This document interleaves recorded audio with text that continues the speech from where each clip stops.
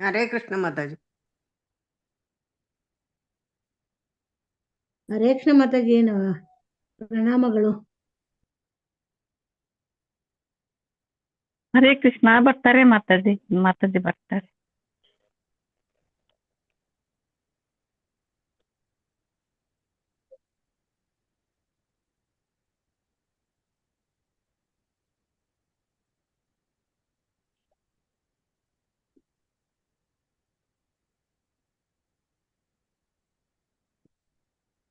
ಸುಮಂಗಲ ಮಾತಾಜಿ, ಇವತ್ ಕೆಳಗಡೆಯಿಂದ ಹೇಳಿ ಮಾತಾಜಿ ಹೆಸರುಗಳು. ನೆನ್ನೆ ನಾವೆಲ್ಲ ಓದಿಲ್ಲ.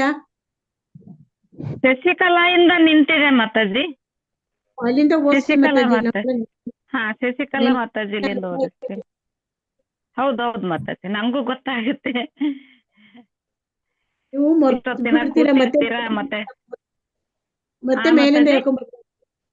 ಇಲ್ಲ ಶಶಿಕಲಾ ಮಾತಾಜಿ. ಮತ್ತೆ ಹೇಳ್ದೆ ಮಾತಾಜಿ. ಪ್ರಾಬ್ಲಮ್ ಏನ್ ಗೊತ್ತಾ, ಓದಿ ಅಂದ ತಕ್ಷಣ ಓದಲ್ಲ, ಟೈಮ್ ವೇಸ್ಟ್ ಮಾಡ್ತಾರೆ. ಅಲ್ಲೇ ಪ್ರಾಬ್ಲಮ್ ಆಗುತ್ತೆ. ಎಲ್ಲರೂ ಕರೆಕ್ಟ್ ಆಗಿ ಅವ್ರು ಹೇಳಿದ ತಕ್ಷಣ ಓದ್ಬಿಟ್ರೆ ಒಂದೊಂದ್ ನಿಮಿಷ ಅಂದ್ರೂ ಹೊರಟೋಯ್ತಲ್ವಾ. ಅವ್ರು ಹೇಳಿರ್ತಾರೆ 4 ಹೆಸರು 3 ಹೆಸರು ಹೇಳಿರ್ತಾರೆ, ತಕ್ಷಣ ಶುರು ಮಾಡ್ಕೋಬೇಕು. ನಾವ್ ಓದ್ಲಾ ಅನ್ನೋದು. ಹರೇ ಕೃಷ್ಣ ಮಾತಾಜಿ, ಪ್ರಣಾಮಗಳು. ಹರೇ ಕೃಷ್ಣ ಎಲ್ರಿಗೂ. ಹರೇ ಕೃಷ್ಣ ಮಾತಾಜಿ ಪ್ರಭುಜಿ, ಪ್ರಣಾಮಗಳು ಎಲ್ರಿಗೂ. ಹರೇ ಕೃಷ್ಣ ಮಾತಾಜಿ. ಹರೇ ಕೃಷ್ಣ ಮಾತಾಜಿ. ಹರೇ ಕೃಷ್ಣ ಮಾತಾಜಿ. ಹರೇ ಕೃಷ್ಣ.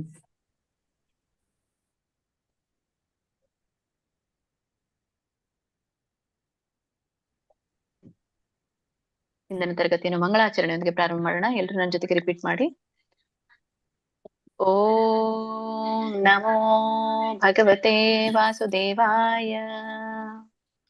ಓಂ ನಮೋ ಭಗವತೆ ಗುರುವಿಗೆ ಪ್ರಾರ್ಥನೆ. ಓಂ ಅಜ್ಞಾನತಿಮಿರಾಂಧಸ್ಯ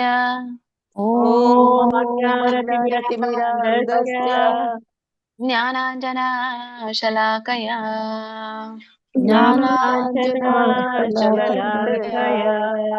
ಚಕ್ಷುರುನ್ಮಿಲಿತಂ ಯೇನ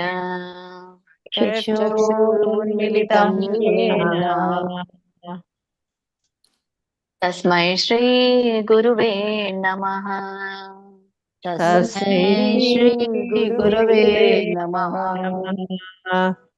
ಶಿಲಾ ಪ್ರಭುಪಾದ ಪ್ರಣತಿ.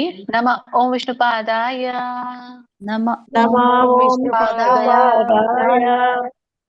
ಕೃಷ್ಣ ಪ್ರೇಷ್ಠಾಯ ಭೂತಲೆ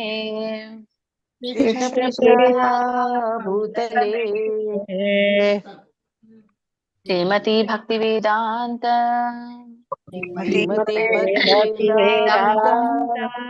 ಸ್ವಾಮಿನಿತಿ ನಾಮಿನೇ.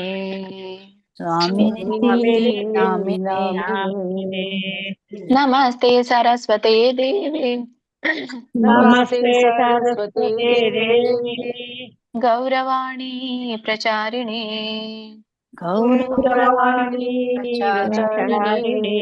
ನಿರ್ವಿಶೇಷ ಶೂನ್ಯವಾದಿ ಪಾಶ್ಚಾತ್ಯ ದೇಶತಾರಿಣಿ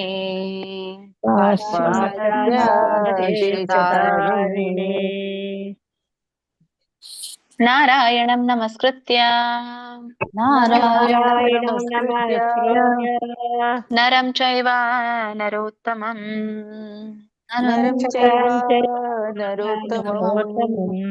ದೇವೀಂ ಸರಸ್ವತೀಂ ವ್ಯಾಸಂ ತತೋ ಜಯಮುದೀರಯೇತ್.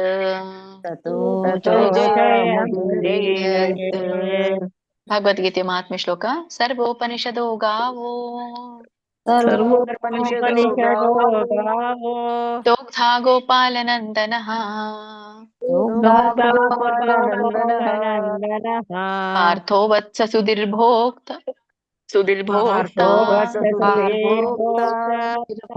ದುಗ್ಧಂ ಗೀತಾಮೃತಂ ಮಹತ್ ವಸುದೇವಸುತಂ ದೇವಂ ಹಂಸಚಾಣೂರಮರ್ದನಂ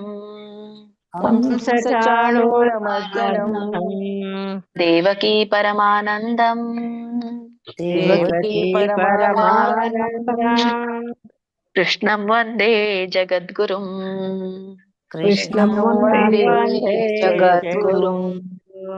ಜೈ ಶ್ರೀ ಕೃಷ್ಣ ಚೈತನ್ಯ ಜೈ ಶ್ರೀ ಕೃಷ್ಣ ಚೈತನ್ಯ ಪ್ರಭು ನಿತ್ಯಾನಂದ ಪ್ರಭು ನಿತ್ಯಾನಂದ ಶ್ರೀ ಅದ್ವೈತ ಗದಾಧರ ಶ್ರೀ ಅದ್ವೈತ ಗದಾಧರ ಶ್ರೀವಾಸಾದಿ ಗೌರ ಭಕ್ತ ವೃಂದ ಶ್ರೀವಾಸಾದಿ ಗೌರ ಭಕ್ತ ವೃಂದ.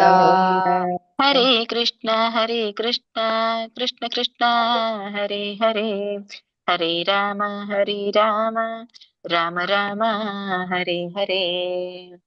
ಹರೇ ಕೃಷ್ಣ ಕೃಷ್ಣ ಕೃಷ್ಣ ಹರೇ ಹರೇ, ಹರೇ ರಾಮ ರಾಮ ರಾಮ ಹರೇ ಹರೇ. ಹರೇ ಕೃಷ್ಣ ಹರೇ ಕೃಷ್ಣ. ಎಲ್ರಿಗೂ ಧನ್ಯವಾದಗಳು. ಇಸ್ಕಾನ್ ಶ್ರೀ ರಾಧಾ ಗೋವಿಂದ ಕಿ ಜೈ, ಶ್ರೀ ಗೌರ್ ನಿತಾಯಿ ಕಿ ಜೈ, ಶ್ರೀಲ ಪ್ರಭುಪಾದ್ ಕಿ ಜೈ, ಶ್ರೀಲ ಗುರುದೇವ್ ಕಿ ಜೈ. ಎಲ್ಲ ಗುರು ಪರಂಪರೆಗೂ ಜೈ, ಎಲ್ಲ ದೀಕ್ಷಾ ಗುರುಗಳಿಗೂ ಜೈ, ಎಲ್ಲ ನನ್ನ ಶಿಕ್ಷಾ ಗುರುಗಳಿಗೂ ಜೈ, ಇಲ್ಲಿ ನೆರೆದಿರುವಂತ ಎಲ್ಲ ಭಕ್ತ ವೃಂದಕ್ಕೂ ಜೈ. ವಾಂಚಾ ಕಲ್ಪತರು ಭಶ್ಚ ಕೃಪಾ ಸಿಂಧುಭ್ಯ ಏವ ಚ ಪತಿತಾನಾಂ ಪಾವನೇಭ್ಯೋ ವೈಷ್ಣವೇಭ್ಯೋ ನಮೋ ನಮಃ. ಅನಂತ ಕೋಟಿ ವೈಷ್ಣವ ವೃಂದ ಕಿ ಜೈ, ಶ್ರೀಲ ಪ್ರಭುಪಾದ್ ಕಿ ಜೈ, ಶ್ರೀಲ ಗುರುದೇವ್ ಕಿ ಜೈ. ಹರೇ ಕೃಷ್ಣ. ಸೊ ನಿನ್ನೆ ತರಗತಿಯಲ್ಲಿ ನಾವು ಭಗವದ್ಗೀತೆ ಅಧ್ಯಾಯ 13ರ 31ನೇ ಶ್ಲೋಕದವರೆಗೂ ತಿಳ್ಕೊಂಡ್ವಿ. ಸೊ ಇವತ್ತು ಕೊನೆಯ ಒಂದು 5 ಶ್ಲೋಕವನ್ನ ನಾವು ತಿಳಿದುಕೊಳ್ಳೋಣ. 4 ಶ್ರೀಮದ್ ಭಗವದ್ಗೀತೆ ಅಧ್ಯಾಯ 13ರ 32ನೇ ಶ್ಲೋಕ. ಅನಾದಿತ್ವಾನ್ ನಿರ್ಗುಣತ್ವಾತ್ ಪರಮಾತ್ಮಾಯಂ ಅವ್ಯಯಃ ಶರೀರಸ್ಥೋಪಿ ಕೌಂತೆಯ ನ ಕರೋತಿ ನ ಲಿಪ್ಯತೆ. ಇದು ಸ್ಕ್ರೀನ್ ಕಾಣಿಸ್ತಾ ಇದೆಯಾ? ಸ್ಕ್ರೀನ್ ಬಂದಿದ್ಯಾ? ಇದೆ ಮಾತಾಜಿ. ಹರೇ ಕೃಷ್ಣ. ಅಲ್ಲ, ನನಗೆ ಕಾಣಿಸ್ತಾ ಇಲ್ಲ. ನಿಮ್ಗೆ ಕಾಣಿಸ್ತಾ ಇದೆಯಾ? ಹಾ ಕಾಣಿಸ್ತಾ ಇದೆ ಮಾತಾಜಿ. ಎಲ್ರಿಗೂ? ಹಾ ಮಾತಾಜಿ. ನಮಗ್ ಕಾಣಿಸ್ತಾ ಇದೆ. ಓಕೆ ನಂದೇ ಇದೆ, ನನ್ಗೆ ಇದಾಗ್ತಾ ಇದೆ. ಹಾ ಓಕೆ. ಇದ್ರ ಒಂದು ಉಚ್ಚಾರಣೆಯನ್ನ ನೋಡೋಣ. ಇನ್ನೊಮ್ಮೆ ಹೇಳ್ತೇನೆ. ಅನಾದಿತ್ವಾನ್ ನಿರ್ಗುಣತ್ವಾತ್ ಪರಮಾತ್ಮಾಯಂ ಅವ್ಯಯಃ ಶರೀರಸ್ಥೋಪಿ ಕೌಂತೆಯ ನ ಕರೋತಿ ನ ಲಿಪ್ಯತೆ. ಇದರ ಒಂದು ಉಚ್ಚಾರಣೆ ಅನಾದಿತ್ವಾನ್ ನಿರ್ಗುಣತ್ವಾತ್. ಇದನ್ನ ಬಿಡಿಸಿದಾಗ ಅನಾದಿತ್ವಾತ್ ಮತ್ತೆ ನಿರ್ಗುಣತ್ವಾತ್ ಅನ್ನುವಂಥ 2 ಪದಗಳಾಗತ್ತೆ. ನೀವು 2 ಪದಾನೇ ಮಾಡಿ. ಅನಾದಿತ್ವಾತ್ ಒಂದು ಪದ, ಅನಾದಿತ್ವಾತ್ ನಿರ್ಗುಣತ್ವಾತ್, ಅಥವಾ ಅನಾದಿತ್ವಾನ್ ನಿರ್ಗುಣತ್ವಾತ್ ಕೂಡಿನೂ ಹೇಳ್ಬೋದು, ಅಥವಾ 2 ಪದ ಮಾಡ್ಬೋದು. ಅನಾದಿತ್ವಾನ್ ನಿರ್ಗುಣತ್ವಾತ್, ಅಲ್ಲಿ ನಿ ಅನ್ನೋ ಒಂದು ಒತ್ತಿ ಹೇಳ್ಬೇಕು. ನಿರ್ಗುಣತ್ವಾತ್ ನಾಕಿನ ಒತ್ತಿದೆ. ಪರಮಾತ್ಮ ಇದನ್ನ ಬಿಡಿಸಿದಾಗ ಪರಂ ಆತ್ಮ ಅಯಂ ಅಂತ ಹೇಳಿ ಆಗುತ್ತೆ. ಮತ್ತೆ ಅವ್ಯಯ 4 ಪದಗಳಾಗತ್ತೆ.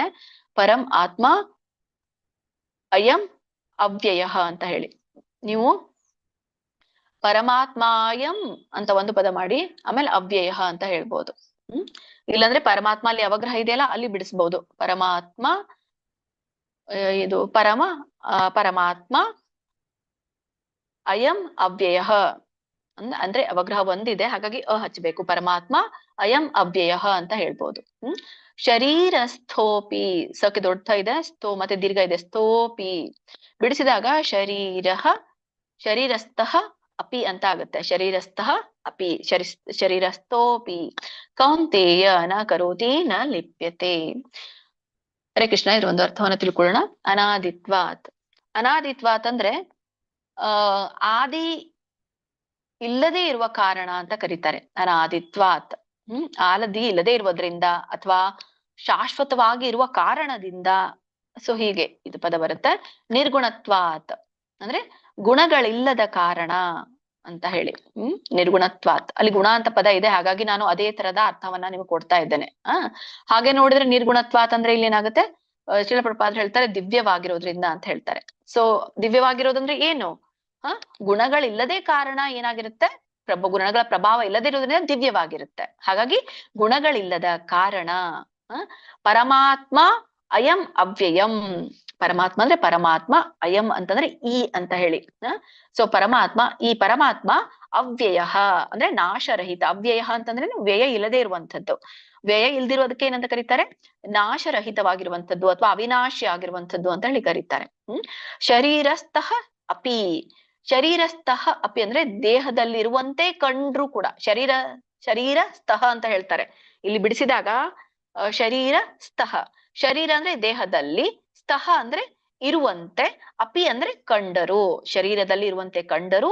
ಕೌಂತೇಯ ಅಂತ ಹೇಳ್ತಾರೆ. ಅಂದ್ರೆ ಪುತ್ರನಾದ ಅರ್ಜುನನೇ ನ ಕರೋತಿ ನ ಲಿಪ್ಯತೆ. ಹಾಗೆ ನ ಕರೋತಿ ಅಂದ್ರೆ ಯಾವುದನ್ನೂ ಕೂಡ ಅದು ಮಾಡೋದಿಲ್ಲ, ಏನನ್ನೂ ಮಾಡೋದಿಲ್ಲ. ಅಂದ್ರೆ ಯಾರು ಮಾಡೋದಿಲ್ಲ? ಆತ್ಮಕ್ಕೆ ಹೇಳ್ತಾ ಇರುವಂತದ್ದು. ಹಾಗಾಗಿ ಆತ್ಮ ಯಾವುದನ್ನೂ ಮಾಡೋದಿಲ್ಲ. ಮತ್ತೆ ನ ಲಿಪ್ಯತೆ, ಯಾವುದಕ್ಕೂ ಕೂಡ ಅದಕ್ಕೆ ಲಿಪ್ತತೆ ಇಲ್ಲ, ಅಥವಾ ಅದು ಯಾವುದಕ್ಕೂ ಭೌತಿಕ ವಿಷಯಗಳಿಗೆ ಬಾಧಿತ ಆಗೋದಿಲ್ಲ ಅಂತ ಇಲ್ಲಿ ಹೇಳ್ತಾ ಇರುವಂತದ್ದು. ಅನಾದಿತ್ವಾತ್ ನಿರ್ಗುಣತ್ವಾತ್ ಅಂದ್ರೆ ಪರಮಾತ್ಮನು ಆದಿ ಇಲ್ಲದವನು, ಗುಣಗಳಿಗೆ ಮೇಲಿರುವವನು ಅಥವಾ ಗುಣಗಳಿಲ್ಲದಿರುವವನು. ಪರಮಾತ್ಮ ಅಯಂ ಅವ್ಯಯ. ಸೊ ಅವನು ನಾಶರಹಿತನಾಗಿದ್ದಾನೆ. ಶರೀರಸ್ಥೋ ಅಪಿ, ದೇಹದಲ್ಲಿರುವಂತೆ ಕಾಣಿಸಿದರೂ ಕೂಡ ನ ಕರೋತಿ ನ ಲಿಪ್ಯತೆ. ಅವನು ಯಾವ ಕ್ರಿಯೆಯನ್ನು ಮಾಡೋದಿಲ್ಲ, ಮತ್ತೆ ಯಾವುದಕ್ಕೂ ಕೂಡ ಅವನು ಬಾಧಿತನಾಗೋದಿಲ್ಲ. ಪರಮಾತ್ಮನಿಗೆ ಹೇಳ್ತಾ ಇರುವಂತದ್ದು ಇಲ್ಲಿ. ಸೊ ಒಟ್ಟಾರೆ ಏನ್ ಅರ್ಥ ಕೊಡುತ್ತಂದ್ರೆ, ಪರಮಾತ್ಮನು ಆದಿ ಇಲ್ಲದವನು, ಗುಣಾತೀತನು, ನಾಶರಹಿತನು. ದೇಹದಲ್ಲಿ ಇರುವಂತೆ ಕಂಡ್ರೂ ಕೂಡ ಆತನು ಯಾವುದೇ ಕ್ರಿಯೆಯನ್ನ ಮಾಡೋದಿಲ್ಲ. ದೇಹದೊಳಗಿದ್ದಾನಷ್ಟೇ, ಸುಮ್ನೆ ಕೂತಿದ್ದಾನೆ. ಸೊ ನೋಡ್ತಾ ಇದ್ದಾನೆ, ಆದ್ರೆ ಅವನು ಯಾವುದೇ ಕ್ರಿಯೆ ಮಾಡ್ತಾ ಇಲ್ಲ, ಮತ್ತೆ ಯಾವ್ದಕ್ಕೂ ಕೂಡ ಬಾಧಿತನಾಗೋದಿಲ್ಲ ಅಂತ ಇದರ ಅರ್ಥ. ಮಾತಾಜಿ 3 ಜನರಿಗೆ ಹೇಳಿಸಿ. ಆಯ್ತು ಮಾತಾಜಿ. ಹರೇ ಕೃಷ್ಣ. ಹರೇ ಕೃಷ್ಣ ಮಾತಾಜಿ. ಮಿತ್ರ, ಮೊದ್ಲು ಹೇಳಕ್ಕಿಂತ ಮುಂಚೆ ಒಂದ್ಸರಿ ಹೇಳ್ತೀನಿ ಎಲ್ರಿಗೂ. ಮಾತಾಜಿ ಯಾರೇ ಆಗ್ಲಿ ನನ್ನ ಹೆಸರು ಕೂಗಿದ್ರೆ ಮಾತ್ರ ಹೇಳಿ, ಇಲ್ದ್ರ ನನ್ಗೂ ಟೈಮ್ ವೇಸ್ಟ್ ಆಗುತ್ತೆ. ನೀವ್ ಹೇಳಿದ್ರ ಮಾತಾಜಿ ಅಂತ ಕೇಳ್ಬೇಕಾಗತ್ತೆ. ಮಿಡ್ಲಲ್ಲಿ ಹೇಳಿದ್ರೆ ನಾನು ಯಾವಾಗ್ಲೂ ಅನ್ಮ್ಯೂಟ್ ಮಾಡ್ತೀನಿ, ಒಬ್ಬರದ್ದು ಆಗೋದ್ರಲ್ಲಿ ಇನ್ನೊಬ್ಬರದು. ಅದೇ ತರ ಸ್ವಲ್ಪ ಮೇಂಟೈನ್ ಮಾಡಿ ಮಾತಾಜಿ ಪ್ಲೀಸ್. ಹರೇ ಕೃಷ್ಣ. ಹರೇ ಕೃಷ್ಣ. ಸುಮಿತ್ರಮ್ಮ ಮಾತಾಜಿ, ಐಶ್ವರ್ಯ ಮಾತಾಜಿ, ಮಲ್ಜಮ್ಮ ಮಾತಾಜಿ ಹೇಳಿ. ಹರೇ ಕೃಷ್ಣ. ಹರೇ ಕೃಷ್ಣ ಮಾತಾಜಿ. ಕೆಳಗಡೆಯಿಂದ ಹೇಳಿ ಅಂತ ಇದ್ರಲ್ಲ ಮಾತಾಜಿ. ಸಾರಿ ಮಾತಾಜಿ, ಸಾರಿ ಮಾತಾಜಿ. ಸಾರಿ ಹೇಳ್ತೀನಿ ಮಾತಾಜಿ. ಸಾರಿ. ಹರೇ ಕೃಷ್ಣ. ಶಶಿಕಲಾ ಮಾತಾಜಿ, ರೂಪಾ ಮಾತಾಜಿ, ಶ್ರೀಲಾದೇವಿ ಮಾತಾಜಿ ಹೇಳಿದಾರ ಅನ್ಸುತ್ತೆ. ಶ್ರುತಿ ಮಾತಾಜಿ ಹೇಳಿ. ಹರೇ ಕೃಷ್ಣ. ಹೇಳಿ ಮಾತಾಜಿ, ಬೇಗ. ಹರೇ ಕೃಷ್ಣ. ಮಾತಾಜಿ ನಾನು ಹೇಳ್ಬೇಕು? ಶಶಿಕಲಾ ಮಾತಾಜಿ ಹೇಳ್ಬೇಕು ನಾನು? ಹೇಳಿ ಬೇಗ ಹೇಳಿ. ಅನಾದಿತ್ವಾನ್ ನಿರ್ಗುಣಾತ್ವಾತ್ ಪರಮಾತ್ಮಾಯ ಅಮವ್ಯಯಃ ಶರೀರೋಪಿ ಕೌಂತೇಯ ನ ಕರೋತಿ ನ ಲಿಪ್ಯತೆ. ಹರೇ ಕೃಷ್ಣ ಮಾತಾಜಿ. ರೂಪಾ ಮಾತಾಜಿ ಹೇಳಿ. ಹರೇ ಕೃಷ್ಣ. ಹರೇ ಕೃಷ್ಣ ಮಾತಾಜಿ. ಅನಾದಿತ್ವಾನ್ ಹರೇ ಕೃಷ್ಣ. ಒಂದ್ ನಿಮಿಷ ಮಾತಾಜಿ, ಹಿಂದೆ ಯಾರು ಹೇಳಿದ್ರಿ ನೋಡಿ ಮಾತಾಜಿ, ನನ್ಗೆ ಗೊತ್ತಿಲ್ಲ ನೀವು ಯಾರು ಹೇಳಿದ್ರಿ. ಸ್ವಲ್ಪ ಗಮನಿಸಿ. ಮಾತಾಜಿ ಹೇಳಿದ್ರು. ಶಶಿಕಲಾ ಮಾತಾಜಿ. ಅನಾದಿತ್ವಾನಿ ನಿರ್ಗುಣತ್ವಾತ್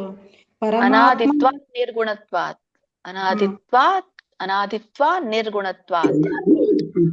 ಮತ್ತೆ ಪರಮಾತ್ಮ ಅಯಂ ಅವ್ಯಯಂ. ಪರಮಾತ್ಮ ಅಯಂ ಅವ್ಯಯಃ. ಅನಾದಿತ್ವಾನ್ ನಿರ್ಗುಣತ್ವಾತ್ ಪರಮಾತ್ಮಯ ಅಮವ್ಯಯಃ ಶರೀರಸ್ಥೋಪಿ ಕೌಂತೇಯ. ಮಾತಾಜಿ ಅಲ್ಲಿ ಹಚ್ಚಂಗಿಲ್ಲ. ಯ ಆದ್ಮೇಲೆ ಹಚ್ಚಂಗಿಲ್ಲ, ಮ ಆದ್ಮೇಲೆ ಹಚ್ಚತಾರೆ ಅಲ್ಲ. ಪರಮಾತ್ಮ ಯಂ ಅಥವಾ ಹೀಗೆ ಹೇಳಿ, ಪರಮಾತ್ಮ ಯಂ ಅಂತ ಹೇಳಿ, ಆಮೇಲೆ ಅವ್ಯಯಂ, ಮ ಆದ್ಮೇಲೆ ಹಚ್ಬೇಕು. ಅವ್ಯಯಃ. ಪರಮಾತ್ಮಯಂ ಅವ್ಯಯಃ ಅವ್ಯಯಃ ಶರೀರಸ್ಥೋಪಿ ಕೌಂತೇಯ ನ ಕರೋತಿ ನ ಲಿಪ್ಯತೆ. ನೆಕ್ಸ್ಟ್ ಹೇಳಿ.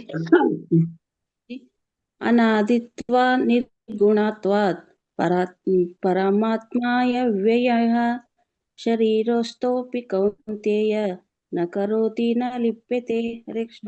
ಎರಡನೇ ಲೈನ್ ಹೇಳಿ ಮಾತಾಜಿ ಇನ್ನೊಮ್ಮೆ.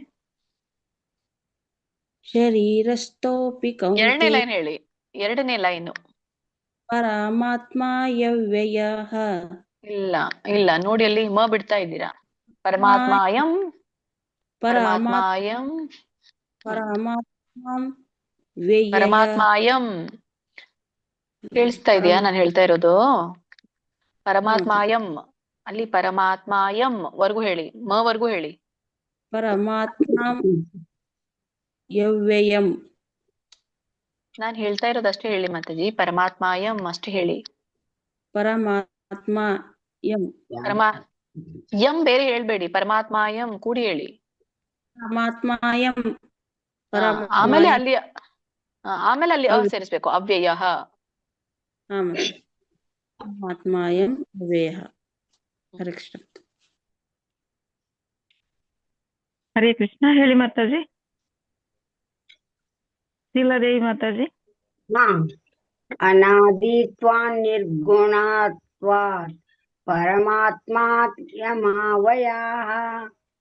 ಶರೀರಸ್ಥೋಪಿ ಕೌಂತೇಯ ನ ಕರೋತಿ ನ ಲಿಪ್ಯತೆ. ಹರೇ ಕೃಷ್ಣ. ಅದು ನೀವು ಕೂಡಿ ಹೇಳ್ತೀರಾ ಮವ್ಯಯ ಅಂತ ಹೇಳಿ, ಬಟ್ ಅದನ್ನ ಸೆಪರೇಟ್ ಆಗಿ ಹೇಳ್ಬಿಟ್ರೆ ಮತ್ತೆ ಅಲ್ಲಿ ಪದ ತಪ್ಪಾಗ್ಬಿಡತ್ತೆ. ನಾನು ಅವಾಗ್ಲೇನೆ ಹೇಳ್ದೆ ನಿಮ್ಗೆ ಏನಂತ, ಪರಮಾತ್ಮ ಅಯಂ ಅವ್ಯಯ ಅಂತ ಹೇಳಿ. ಅಲ್ಲಿ ಅವಗ್ರಹ ಇದೆಯಲ್ಲ, ಎಸ್ ಅಂತ ಸಿಂಬಲ್, ಅಲ್ಲಿ ಒಂದ್ ಅ ಹಚ್ಚಿದ್ರೆ ಅಯಂ ಅಂತ ಆಗತ್ತೆ. ನಿಮ್ಗೆ ಅಲ್ಲಿ ಅಯಂ ಹಚ್ಚಲಿಕ್ಕೇನು ತೊಂದ್ರೆ ಆಗತ್ತೆ. ಮತ್ತೆ ಇಲ್ಲಿ ಮತ್ತೆ ಮ ಆದ್ಮೇಲೆ ಅ ಹಚ್ಚಲಿಕ್ಕೆ ನಿಮ್ಗೆ ಇದಾಗತ್ತೆ ಅಂದ್ರೆ ಮತ್ತೆ 2 ಪದ ಮಾಡ್ಬಿಡಿ. ಪರಮಾತ್ಮ ಅಯಂ ವರೆಗೂ 1 ಪದ ಕೂಡಿ ಪರಮಾತ್ಮಾಯಂ. ಮತ್ತೆ ಪರಮಾತ್ಮ ಬೇರೆ ಯಮ ಬೇರೆ ಅಲ್ಲ, ಪರಮಾತ್ಮಾಯಂ ಅವ್ಯಯ. ಪರಮಾತ್ಮಾಯಂ ಅವ್ಯಯ. ಹಾ ನೀವೇನ್ ಹೇಳ್ತೀರ ಗೊತ್ತಾ, ಕೆಲವು ಜನರು ನೀವೇ ಅಂತ ಅಲ್ಲ, ಮವ್ಯಯ ಅಂತ ಹೇಳಿದ್ರೆ ಮವ್ಯಯ ಬೇರೆ ಪದ ಆಗ್ಬಿಡುತ್ತೆ. ಮವ್ಯಯ ಅದ್ ಪದಾನ ಅರ್ಥನೇ ಇಲ್ಲ. ಅವ್ಯಯ ಅನ್ನುವಂಥದ್ ಪದ ಅಲ್ಲಿ. ಮ ಅನ್ನೋದು ಹಿಂದಿನ ಪದಕ್ಕೆ ಹೋಗುತ್ತೆ. ಸರಿ, ನೆಕ್ಸ್ಟ್ ಶ್ಲೋಕಕ್ಕೆ ಹೋಗೋಣ. Thank you. ಮುಂದಿನ ಶ್ಲೋಕಕ್ಕೆ ಹೋಗೋಣ. ಶ್ರೀಮದ್ ಭಗವದ್ಗೀತೆ ಅಧ್ಯಾಯ 13 33ನೇ ಶ್ಲೋಕ. ಯಥಾ ಸರ್ವಗತಂ ಸೌಕ್ಷ್ಮ್ಯಾತ್ ಅಲ್ಲ, ಯಾವತ್ತು ಕೂಡ ಇದೆ ಸೌಕ್ಷ್ಮ್ಯಾತ್. ಓಕೆ ನೋಡಿ ಅಲ್ಲಿ, ಓಕೆ, ಶವತ್ತು ಮವತ್ತು ಯವತ್ತು ಎಲ್ಲ ಇದೆ. ಸೌಕ್ಷ್ಮ್ಯಾತ್ ಆಕಾಶಂ ನೋಪಲಿಪ್ಯತೆ ಸರ್ವತ್ರಾವಸ್ಥಿತೋ ದೇಹೇ ತಥಾತ್ಮಾನೋಪಲಿಪ್ಯತೆ. ಅಲ್ಲ ಸರಿ ಇದೆಯಲ್ಲ? ಹಾ ಸರಿ ಇದೆ. ಓಕೆ.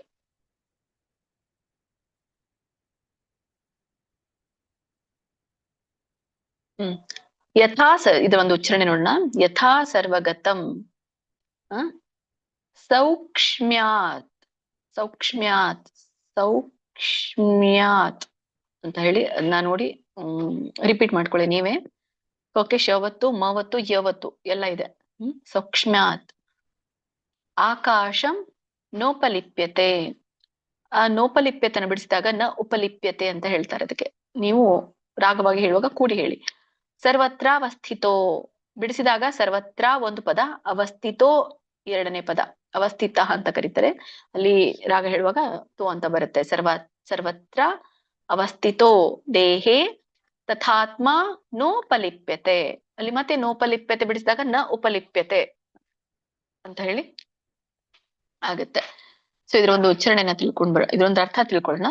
ಯಥಾ ಅಂತ ಇಲ್ಲಿ ಹೇಳ್ತಾ ಇರುವಂತದ್ದು ಹೇಗೆ, ಅಥವಾ ಹೇಗೆಂದ್ರೆ ಅಂತ ಯಾಕೆ ಹೇಳ್ತಾ ಇರುವಂತದ್ದು, ಹಿಂದಿನ ಒಂದು ಶ್ಲೋಕದಲ್ಲಿ ಭಗವಂತ ಹೇಳಿರುವಂತದ್ದು ಏನಂತ, ಅರ್ಜುನ ಈ ಒಂದು ಆತ್ಮ ದಿವ್ಯವಾಗಿದೆ, ಸೊ ನಿತ್ಯವಾದದ್ದು, ಮತ್ತೆ 3 ಗುಣಗಳನ್ನ ಮೀರಿದ್ದು, ಮತ್ತೆ ಶಾಶ್ವತವಾಗಿದೆ.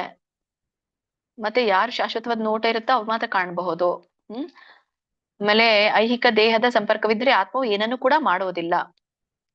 ಅಂದ್ರೆ ಐಹಿಕ ದೇಹದಲ್ಲಿ ಅದಿದ್ರೂ ಕೂಡ ಈ ಆತ್ಮ ಅನ್ನುವಂಥದ್ದು ಏನೂ ಮಾಡೋದಿಲ್ಲ, ಮತ್ತೆ ಅದಕ್ಕೆ ಯಾವ್ದು ಲಿಪ್ತತೆ ಅನ್ನುವಂಥದ್ದು ಇಲ್ಲ ಅನ್ನೋದನ್ನ ಹೇಳಿದ್ರು. ಸೊ ಅದು ಯಾಕೆ ಲಿಪ್ತತೆ ಇಲ್ಲ ಅಂತ ಹೇಗೆ ಹೇಳಿದಾರೋ ಅದು ಯಾವ ತರ ಅಂತ ಹೇಳಿ ಇಲ್ಲಿ ಹೇಳ್ತಾ ಇರುವಂತದ್ದು. ಅಂದ್ರೆ ಯಾವ ತರ ಲಿಪ್ತತೆ ಇಲ್ಲ ಅನ್ನೋದನ್ನ ಇಲ್ಲಿ ಈ ಶ್ಲೋಕದಲ್ಲಿ ಹೇಳ್ತಾರೆ. ಹೇಗೆಂದ್ರೆ ಸರ್ವಗತಂ ಅಂತ ಇಲ್ಲಿ ಹೇಳ್ತಾ ಇರುವಂತದ್ದು ಎಲ್ಲಾ ಕಡೆಗೆ ವ್ಯಾಪಿಸಿರುವಂತದ್ದು. ಹೇಗೆ ಸೂಕ್ಷ್ಮಾತ್ ಅಂದ್ರೆ ಸೂಕ್ಷ್ಮವಾಗಿರುವುದರಿಂದ ಅಂತ, ಅಥವಾ ಸೂಕ್ಷ್ಮತ್ವದಿಂದ ವ್ಯಾಪಿಸಿದೆ ಅಂತ ಇಲ್ಲಿ. ಆಮೇಲೆ ಆಕಾಶಂ ನೌಪಲಿಪ್ಯತೆ. ಆಕಾಶಂ ಅಂದ್ರೆ ಆಕಾಶ, ನೌಪಲಿಪ್ಯತೆ ಅಂದ್ರೆ ಯಾವುದಕ್ಕೂ ಕೂಡ ಅದು ಲಿಪ್ತವಾಗೋದಿಲ್ಲ ಅಂತ ಇಲ್ಲಿ ಹೇಳ್ತಾರೆ. ಸೊ ಇಲ್ಲಿ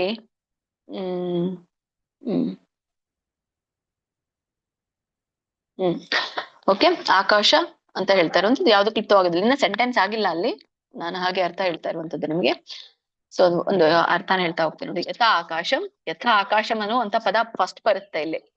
ಯಥಾ ಆಕಾಶಂ ಅಂದ್ರೆ ಹೇಗೆ ಆಕಾಶ ಸರ್ವಗತಂ ಸೂಕ್ಷ್ಮಾತ್ ನ ಉಪಲಿಪ್ಯತೆ. ಸೊ ಹೇಗೆ ಆಕಾಶ ಎಲ್ಲಿದ್ದರೂ ಕೂಡ ಸೂಕ್ಷ್ಮ ರೂಪದ್ರಿಂದ ಯಾವ್ದ್ರೊಳಗೂ ಕೂಡ ಬೆರೆಯೋದಿಲ್ಲ ಅಂತ ಇಲ್ಲಿ ಹೇಳ್ತಾ ಇರಂತದೆ, ನ ಉಪಲಿಪ್ಯತೆ. ಸೊ ಎಲ್ಲೆಲ್ಲಿಯೂ ಇದೆ ಆಕಾಶ. ಹಾಗಾಗಿ ಅದು ಒಂದು ಆಕಾಶಕ್ಕೇನಿದೆ, ಸೂಕ್ಷ್ಮ ರೂಪ ಇದೆ. ಆ ಸೂಕ್ಷ್ಮ ರೂಪ ಇದ್ರದಿಂದ ಅದು ಯಾವ್ದ್ರೊಂದಿಗೂ ಕೂಡ ಬೆರೆಯೋದಿಲ್ಲ. ನ ಉಪಲಿಪ್ಯತೆ ಅಂದ್ರೆ ಮಿಶ್ರವಾಗೋದಿಲ್ಲ ಅಂತ ಅರ್ಥ. ಯಾವ್ದ್ರ ಜೊತೆಗೂ ಕೂಡ ಮಿಶ್ರ ಆಗೋದಿಲ್ಲ. ಯಾವ್ದು ಆಕಾಶ. ಸರ್ವತ್ರಾವಸ್ಥಿತೋ ದೇಹೆ. ಸರ್ವತ್ರಾವಸ್ಥಿತೋ ದೇಹೆ ಅಂದ್ರೆ ಎಲ್ಲಾ ದೇಹಗಳಲ್ಲಿ ಇದ್ದರೂ ಅಂತ. ಸರ್ವತ್ರ ದೇಹೆ, ಸರ್ವತ್ರ ಅಂದ್ರೆ ಎಲ್ಲ, ದೇಹ ಅಂದ್ರೆ ದೇಹಗಳಲ್ಲಿ, ಸ್ಥಿತಃ ಅಂದ್ರೆ ಇದ್ದರೂ, ನ ಉಪಲಿಪ್ಯತೆ ಸೊ ಯಾವ್ದಕ್ಕೂ ಕೂಡ ಲಿಪ್ತ ಆಗೋದಿಲ್ಲ. ಹಾಗೆ ಆಕಾಶ ಎಲ್ಲೆಡೆ ಇದ್ರೂ ಕೂಡ ಯಾವ್ದ್ರ ಜೊತೆಗೂ ಬೆರೆಯೋದಿಲ್ವೋ ಹಾಗೇನೆ ನಮ್ಮ ದೇಹದಲ್ಲಿ ಇರುವಂತಹ ಆತ್ಮ ದೇಹದಲ್ಲಿದ್ರೂ ಕೂಡ ಯಾವ್ದಕ್ಕೂ ಅದು ಯಾವ್ದ್ರ ಒಂದು ಗುಣಕ್ಕೂ ಕೂಡ ಅದು ಬೆರೆಯೋದಿಲ್ಲ, ಯಾವ್ದ್ರ ಜೊತೆಗೂ ಅದು ಬೆರೆಯೋದಿಲ್ಲ ಅಥವಾ ಲಿಪ್ತವಾಗೋದಿಲ್ಲ ಅಂತ ಇಲ್ಲಿ ಹೇಳ್ತಾರೆ. ಹರೇ ಕೃಷ್ಣ. ಮಾತಾಜಿ ಕಂಟಿನ್ಯೂ ಮಾಡಿ. ಹರೇ ಕೃಷ್ಣ ಮಾತಾಜಿ. ಓಕೆ, ಸಿಂಪಲ್ ಆಗಿ ನೋಡಿ, ಸಿಂಪಲ್ ಆಗಿ ಇದು ಏನು ಅರ್ಥ ಇದ್ದದ್ದು ಅಂದ್ರೆ ಆಕಾಶ ಎಲ್ಲ ಕಡೆಗೆ ಇದೆ. ಆದ್ರೂ ಕೂಡ ಯಾವ್ದ್ರಿಂದಲೂ ಕೂಡ ಅದು ಮಲಿನವಾಗೋದಿಲ್ಲ ಆಕಾಶ. ಸೊ ಆತ್ಮವು ಕೂಡ ಅನೇಕ ದೇಹಗಳಲ್ಲಿ ಇದ್ರೂ ಯಾವ್ದಕ್ಕೂ ಅದು ದೇಹದ ಚಟುವಟಿಕೆಗಳಿಗೆ ಬಾಧಿತ ಆಗೋದಿಲ್ಲ ಅಂತ ಇಲ್ಲಿ ಹೇಳ್ತಾರೆ. ಹೇಳಿ ಮಾತಾಜಿ, ಕಂಟಿನ್ಯೂ ಮಾಡಿ. ಹರೇ ಕೃಷ್ಣ. ಶೋಭಾ ಭಟ್ ಮಾತಾಜಿ, ಶ್ರುತಿ ಮಾತಾಜಿ, ಉಮಾ ಮಾತಾಜಿ ಹೇಳಿ. ಹರೇ ಕೃಷ್ಣ. ಯಥಾ ಮ್ಯೂಟ್ ಆದ್ರೆ ನೀವು ಮಾಡ್ಕೊಳ್ಳಿ. ಅನ್ಮ್ಯೂಟ್ ಮಾಡ್ಕೊಳ್ಳಿ. ಹರೇ ಕೃಷ್ಣ ಮಾತಾಜಿ. ಯಥಾ ಸರ್ವಗತಂ ಸೂಕ್ಷ್ಮಾತ್ ಆಕಾಶಂ ನೌಪಲಿಪ್ಯತೆ ಸರ್ವತ್ರ ಅವಸ್ಥಿತೋ ದೇಹೇ ತಥಾತ್ಮಾನೋಪಲಿಪ್ಯತೆ. ಧನ್ಯವಾದಗಳು ಮಾತಾಜಿ. ಹರೇ ಕೃಷ್ಣ ಮಾತಾಜಿ. ಯಥಾ ಸರ್ವಗತಂ ಸೌಕ್ಷ್ಮ್ಯಾತ್ ಆಕಾಶಂ ನೋಪಲಿಪ್ಯತೆ ಸರ್ವತ್ರಾವಸ್ಥಿತೋ ದೇಹೇ ತಥಾತ್ಮಾನೋಪಲಿಪ್ಯತೆ. ಹರೇ ಕೃಷ್ಣ ಮಾತಾಜಿ. ಹರೇ ಕೃಷ್ಣ ಮಾತಾಜಿ. ಶ್ಲೋಕ 33. ಯಥಾ ಸರ್ವಗತಂ ಸೂಕ್ಷ್ಮಾತ್ ಆಕಾಶಂ ನೋಪಲಿಪ್ಯತೆ ಸರ್ವತ್ರ ಅವಸ್ಥಿತೋ ದೇಹೇ ತದಾತ್ಮಾನೋಪಲಿಪ್ಯತೆ. ಹರೇ ಕೃಷ್ಣ ಮಾತಾಜಿ, ಧನ್ಯವಾದಗಳು. ಹರೇ ಕೃಷ್ಣ. ವಿಜಯ ಪ್ರಭುಜಿ ಹೇಳ್ತೀರಾ? ಹರೇ ಕೃಷ್ಣ. ಆಯ್ತು ಮಾತಾಜಿ, ಹೇಳಿ.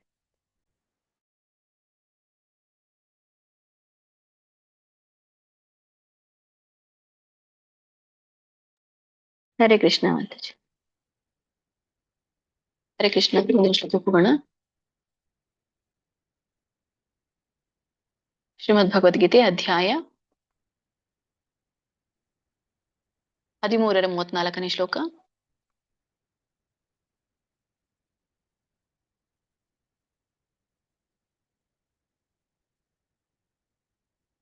ಯಥಾ ಪ್ರಕಾಶಯತ್ಯೇಕಃ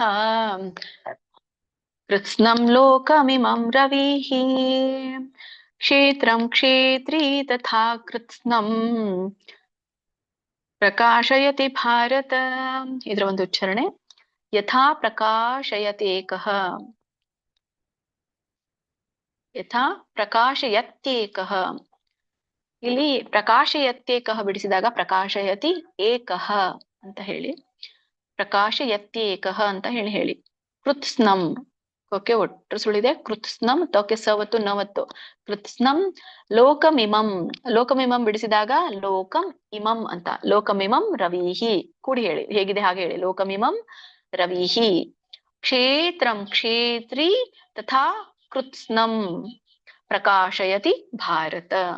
ಸರಳವಾಗಿದೆ. ಸೊ ಇಲ್ಲಿ ಮತ್ತೆ ಯಥಾ ಪ್ರಕಾಶಯತ್ಯೇಕಃ, ಇಲ್ಲಿ ಯಥಾ ಏಕಃ ರವಿಹಿ ಅಂತ ಹೇಳಿ ಬರುತ್ತೆ. ಸೊ ಹೇಗೆ ಸೂರ್ಯ ಒಬ್ಬನೇ ಇದ್ದಾನೋ ಕೃತ್ಸ್ನಂ ಲೋಕಂ ಪ್ರಕಾಶಯತಿ, ಹೀಗೆ ಬರುತ್ತೆ. ಕೃತ್ಸ್ನಂ ಲೋಕಂ ಪ್ರಕಾಶಯತಿ ಅಂದ್ರೆ ಹೇಗೆ ಒಬ್ಬನೇ ಸೂರ್ಯ ಸಂಪೂರ್ಣ ಲೋಕವನ್ನ ಬೆಳಗಿಸ್ತಾನೋ ತಥಾ ಕ್ಷೇತ್ರಿ, ಹಾಗೆ ಕ್ಷೇತ್ರಜ್ಞನು, ಇಲ್ಲಿ ಲಾಸ್ಟ್ ಬರುತ್ತೆ ತಥಾ ಕ್ಷೇತ್ರಿ, ಹಾಗೆ ಕ್ಷೇತ್ರಜ್ಞನು ಕೃತ್ಸ್ನಂ ಕ್ಷೇತ್ರಂ ಪ್ರಕಾಶಯತಿ ಅಂತ ಬರುತ್ತೆ. ಕೃತ್ಸ್ನಂ ಕ್ಷೇತ್ರಂ ಪ್ರಕಾಶಯತಿ, ಸಂಪೂರ್ಣ ದೇಹಕ್ಕೆ ಜ್ಞಾನ ಅನ್ನುವಂಥದ್ದು ಬೆಳಕನ್ನ ನೀಡುತ್ತೆ ಅಂತ ಇಲ್ಲಿ ಹೇಳ್ತಾರೆ. ಅಂದ್ರೆ ದೇಹದ ಒಳಗಿರುವಂತ ಈ ಜೀವಿಯು ಪ್ರಜ್ಞೆಯಿಂದ, ಅಂದ್ರೆ ಯಾವುದು ಜ್ಞಾನ ಅಂದ್ರೆ ಏನು, ಜ್ಞಾನದ ಬೆಳಕು ಅಂದ್ರೆ ಪ್ರಜ್ಞೆಯಿಂದ ಇಡೀ ದೇಹವನ್ನ ಬೆಳಗ್ತಾನೆ ಅಂತ ಇಲ್ಲಿ ಹೇಳ್ತಾರೆ. ಸೊ ಒಂದ್ ಸಿಂಪಲ್ ಆಗಿ ಏನ್ ಹೇಳ್ತಾರೆ ಅಂದ್ರೆ ಏಕಮಾತ್ರ ಸೂರ್ಯ ಲೋಕವನ್ನ ಬೆಳಗಿಸುವಂತೆ ಕ್ಷೇತ್ರಜ್ಞನಾದಂಥ ಆತ್ಮ ಈ ದೇಹ ಅನ್ನುವಂಥ ಕ್ಷೇತ್ರಕ್ಕೆ ಜ್ಞಾನದ ಬೆಳಕಿನ ಪ್ರಜ್ಞೆಯನ್ನ ನೀಡ್ತಾನೆ ಅನ್ನೋದನ್ನ ಇಲ್ಲಿ ಹೇಳ್ತಾರೆ. ಕಂಟಿನ್ಯೂ ಮಾಡಿ ಮಾತಾಜಿ. ಓಕೆ ಮಾತಾಜಿ, ಹರೇ ಕೃಷ್ಣ. ಸುಮಿತ್ರಮ್ಮ ಮಾತಾಜಿ, ಐಶ್ವರ್ಯ ಮಾತಾಜಿ, ಮಲದಮ್ಮ ಮಾತಾಜಿ ಹೇಳಿ. ಹರೇ ಕೃಷ್ಣ. ಹರೇ ಕೃಷ್ಣ ಮಾತಾಜಿ. ಶ್ಲೋಕ 34. ಯಥಾ ಪ್ರಕಾಶಯತ್ಯೇಕಃ ಕೃತ್ಸ್ನಂ ಲೋಕಮಿಮಂ ರವಿಃ ಕ್ಷೇತ್ರಂ ಕ್ಷೇತ್ರೀ ತಥಾ ಕೃತ್ಸ್ನಂ ಪ್ರಕಾಶಯತಿ ಭಾರತ. ಹರೇ ಕೃಷ್ಣ ಮಾತಾಜಿ, ಧನ್ಯವಾದಗಳು. ಹರೇ ಕೃಷ್ಣ. ಶ್ಲೋಕ 34. ಯಥಾ ಪ್ರಕಾಶಯತ್ಯೇಕಃ ಕೃಷ್ಣಂ ಲೋಕಮಿಮಂ ರವಿ ಕ್ಷೇತ್ರಂ ಕ್ಷೇತ್ರೀ ತಥಾ ಕೃಷ್ಣಂ ಪ್ರಕಾಶಯತಿ ಭಾರತ. ಹರೇ ಕೃಷ್ಣ ಮಾತಾಜಿ. ಮಾತಾಜಿ ಹೇಗ್ ಬಂತು? ಸರಿ ಇದೆ ಮಾತಾಜಿ.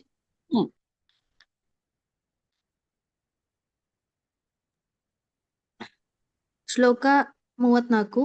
ಯಥಾ ಪ್ರಕಾಶಯತ್ಯೇಕಃ ಕೃತ್ಸ್ನಂ ಲೋಕಮಿಮಂ ರವಿಃ ಕ್ಷೇತ್ರಂ ಕ್ಷೇತ್ರೀ ತಥಾ ಕೃತ್ಸ್ನಂ ಪ್ರಕಾಶಯತಿ ಭಾರತ.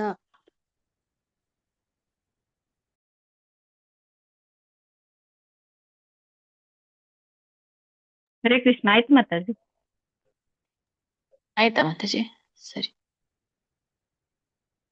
ಇಬ್ರಾದ್ರು ಅನ್ಸುತ್ತೆ. 3 ಜನ ಆದ್ರ ಮಾತಾಜಿ? ಇಲ್ಲ ಮಾತಾಜಿ, ನನಗೆ ಗಮನ ಇಲ್ಲ. ಇಬ್ರು ಜನರದ್ದು ಅಷ್ಟೇ ಕೇಳಿಸ್ಕೊಂಡೆ. ಇಲ್ಲ, 3 ಜನ ಆಯ್ತು ಮಾತಾಜಿ. ಹರೇ ಕೃಷ್ಣ. ಸರಿ, ಮುಂದಿನ ಶ್ಲೋಕಕ್ಕೆ ಹೋಗೋಣ. ಶ್ರೀಮದ್ ಭಗವದ್ಗೀತೆ ಅಧ್ಯಾಯ 13 35ನೇ ಶ್ಲೋಕ. ಕ್ಷೇತ್ರ ಕ್ಷೇತ್ರಜ್ಞಯೋರೇವಂ ಅಂತರಂ ಜ್ಞಾನ ಚಕ್ಷುಷಾ ಭೂತ ಪ್ರಕೃತಿ ಮೋಕ್ಷಂ ಚ ಯೇ ವಿದುರ್ಯಾಂತಿ ತೇ ಪರಂ. ಹರೇ ಕೃಷ್ಣ. ಸೊ ಇದು ಕೊನೆಯ ಶ್ಲೋಕ. ಇದರ ಒಂದು ಉಚ್ಚಾರಣೆಯನ್ನ ನೋಡೋಣ. ಕ್ಷೇತ್ರ ಕ್ಷೇತ್ರಜ್ಞಯೋರೇವಂ. ಇಲ್ಲಿ ಕ್ಷೇತ್ರ ಒಂದು ಪದ, ಕ್ಷೇತ್ರಜ್ಞಯೋ ಅನ್ನುವಂತಹದ್ದು ಇನ್ನೊಂದು ಪದ, ಆಮೇಲೆ ಏವಂ ಅನ್ನುವಂಥದ್ದು 3ನೇ ಪದ. ಸೊ 3 ಪದಗಳನ್ನ ನಾವಿಲ್ಲಿ ನೋಡ್ತೇವೆ. ಕ್ಷೇತ್ರ ಕ್ಷೇತ್ರಯೋ ಏವಂ ಅಂತ. ಸೊ ಕೂಡಿಸಿ ಹೇಳಿ. ಕ್ಷೇತ್ರ ಕ್ಷೇತ್ರಜ್ಞಯೋರೇವಂ ಅಂತರಂ ಜ್ಞಾನ ಚಕ್ಷುಷಾ ಭೂತ ಪ್ರಕೃತಿ ಮೋಕ್ಷಂ ಚ. ಇದನ್ನ ಬಿಡಿಸಿದಾಗ ಭೂತ ಪ್ರಕೃತಿ ಮೋಕ್ಷಂ. ಸೊ ಸರಳವಾಗಿದೆ. ಅಲ್ಲಿ ಏನು ನೀವು ಸೇರಿಸಬೇಕಾಗಿಲ್ಲ, ಅಲ್ಲಿ ಏನು ತೆಗಿಬೇಕಾಗಿಲ್ಲ. ಭೂತ ಪ್ರಕೃತಿ ಮೋಕ್ಷಂ ಚ ಯೇ ವಿದುರ್ಯಾಂತಿ. ಇಲ್ಲಿ ಇದು ಬಿಡಿಸ್ಬೇಕು. ವಿದುರ್ಯಾಂತಿ ಬಿಡಿಸಿದಾಗ ವಿದುಹು ಯಾಂತಿ ಅನ್ನುವಂಥದ್ದು 2 ಪದ.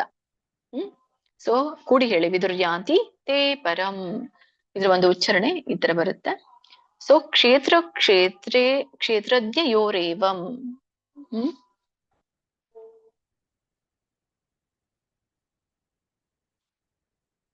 ಓಕೆ. ಕ್ಷೇತ್ರ ಕ್ಷೇತ್ರಜ್ಞಯೋರೇವಂ ಅಂದ್ರೆ ಈ ಒಂದು ಕ್ಷೇತ್ರ ಅಂದ್ರೆ ದೇಹ, ಕ್ಷೇತ್ರಜ್ಞ ಅಂತಂದ್ರೆ ಶರೀರದಲ್ಲಿರುವಂತಹ ಯಜಮಾನ. ಸೊ ಅದಕ್ಕೆ ಕ್ಷೇತ್ರಜ್ಞ ಯೋಹೋ ಅಂತ ಹೇಳಿ ಕರೀತಾರೆ. ಶರೀರದಲ್ಲಿರುವಂತಹ ಶರೀರದ ಯಜಮಾನ. ಏವಂ ಹೀಗೆ. ಅಂತರಂ ಜ್ಞಾನ ಚಕ್ಷುಷ. ಅಂತರಂ ಅಂತ ಇಲ್ಲಿ ಹೇಳ್ತಾ ಇರುವಂತದ್ದು ಈ ಕ್ಷೇತ್ರ ಮತ್ತೆ ಕ್ಷೇತ್ರಜ್ಞನ ನಡುವಣ ವ್ಯತ್ಯಾಸವನ್ನ ತಿಳ್ಕೊಂಡವರಿಗೆ ಅಂತ ಹೇಳ್ತಾರೆ. ಸೊ ಯಾರು ತಿಳ್ಕೊಂಡಿರ್ತಾರೋ ಅವರಿಗೆ ಅಂತರಂಜ್ಞಾನ ಚಕ್ಷುಷ ಅಂದ್ರೆ ಅದರ ವ್ಯತ್ಯಾಸನ ತಿಳಿದುಕೊಳ್ಳುವಂತಹ ಜ್ಞಾನದ ಕಣ್ಣು ಇರುತ್ತೆ ಅಂತ ಇಲ್ಲಿ ಹೇಳ್ತಾರೆ. ಅಂತ ಜ್ಞಾನ ಕಣ್ಣುಗಳಿಂದ ಅವರು ನೋಡ್ತಾರೆ ಆ ವ್ಯತ್ಯಾಸವನ್ನ. ಯಾವ ವ್ಯತ್ಯಾಸ? ದೇಹ ಮತ್ತೆ ಕ್ಷೇತ್ರಜ್ಞ, ದೇಹ ಮತ್ತೆ ಆತ್ಮ. ಭೂತ ಪ್ರಕೃತಿ ಮೋಕ್ಷಂ. ಈ ಭೂತ ಅಂತಂದ್ರೆ ಇಲ್ಲಿ ಹೇಳ್ತಾ ಇರುವಂತದ್ದು ಇದಕ್ಕೆ ಯಾವುದು? ಜೀವಿ. ಮತ್ತೆ ಈ ಪ್ರಕೃತಿ ಅಂತಂದ್ರೆ ಭೌತಿಕ ಪ್ರಕೃತಿಯಿಂದ. ಸೊ ಜೀವಿಯು ಭೌತಿಕ ಪ್ರಕೃತಿಯಿಂದ ಮೋಕ್ಷಂಚ ಅಂತಂದ್ರೆ ಬಂಧನದಿಂದ ಮೋಕ್ಷ ಪಡೆಯುವ ಒಂದು ಪ್ರಕ್ರಿಯೆಯನ್ನ ಅಂತ. ಮೋಕ್ಷ ಪಡೆಯುವಂತ ಪ್ರಕ್ರಿಯೆಯನ್ನ ವಿದುರ್ಯಾಂತಿ ತೇ ಪರಂ ವಿದುಯಾಂತಿ. ಸೊ ಈ ಒಂದು ಮೋಕ್ಷ ಪಡೆಯುವಂತ ಪ್ರಕ್ರಿಯೆಯನ್ನ ಯಾರು ತಿಳ್ಕೊಳ್ತಾರೋ, ವಿದುರ್ಯಾಂತಿ ಅಂದ್ರೆ ಏನು? ವಿದುಹು ಅಂದ್ರೆ ತಿಳಿಯುತ್ತಾರೆ. ಸೊ ಅವರು ಹೊಂದುತ್ತಾರೆ. ಏನ್ ಹೊಂದುತ್ತಾರೆ? ತೇ ಪರಂ. ಸೊ ಪರಮ ಗುರಿಯನ್ನ ಅಥವಾ ಪರಮೋನ್ನತವನ್ನ ಹೊಂದುತ್ತಾರೆ ಅಥವಾ ಮುಟ್ಟುತ್ತಾರೆ ಅಂತ ಇಲ್ಲಿ ಹೇಳ್ತಾ ಇರುವಂತದ್ದು. ಸೊ ಒಟ್ಟಾರೆ ಏನ್ ಹೇಳುತ್ತೆ ಅಂದ್ರೆ ಕ್ಷೇತ್ರಜ್ಞ ಯೋರೇವಂ ಅಂದ್ರೆ ದೇಹ ಮತ್ತೆ ಈ ದೇಹದ ಅಲ್ಲಿರುವಂತಹ ಒಡೆಯನ್ನ ನಡುವಿರುವಂತಹ ವ್ಯತ್ಯಾಸವನ್ನ ಯಾರು ಕಾಣಬಲ್ಲರೋ ಅಂದ್ರೆ ಅಂತರವನ್ನ, ವ್ಯತ್ಯಾಸವನ್ನ ಯಾರು ತಮ್ಮ ಜ್ಞಾನದ ಕಣ್ಣುಗಳಿಂದ ಕಾಣಬಲ್ಲರೋ ಭೂತ ಪ್ರಕೃತಿ ಮೋಕ್ಷಂ. ಸೊ ಅವರು ಐಹಿಕ ಪ್ರಕೃತಿಯ ಬಂಧನದಿಂದ ಮೋಕ್ಷವನ್ನ ಪಡೆಯುವಂತಹ ಪ್ರಕ್ರಿಯೆಯನ್ನ ಸೊ ತುಂಬಾ ಚೆನ್ನಾಗಿ ತಿಳ್ಕೋಬಲ್ಲರು. ಸೊ ಯಾರು ಇದನ್ನ ಅರ್ಥ ಮಾಡ್ಕೊಳ್ತಾರೋ ಅವರು ಪರಮ ಗುರಿಯನ್ನ ಮುಟ್ಟುತ್ತಾರೆ ಅಥವಾ ಪರಮ ಗುರಿಯನ್ನ ಹೊಂದುತ್ತಾರೆ ಅನ್ನುವಂಥದ್ದು ಇಲ್ಲಿ ಹೇಳ್ತಾರೆ. ಹರೇ ಕೃಷ್ಣ. ಮಾತಾಜಿ. ಹಾ ಮಾತಾಜಿ, ಹರೇ ಕೃಷ್ಣ. B Lakshmi Mataji, Krishnamurthy ಪ್ರಭುಜಿ, doctor Sunita Mataji, Hare Krishna. ಹೇಳಿ. ಹರೇ ಕೃಷ್ಣ ಮಾತಾಜಿ. ಶ್ಲೋಕ 35.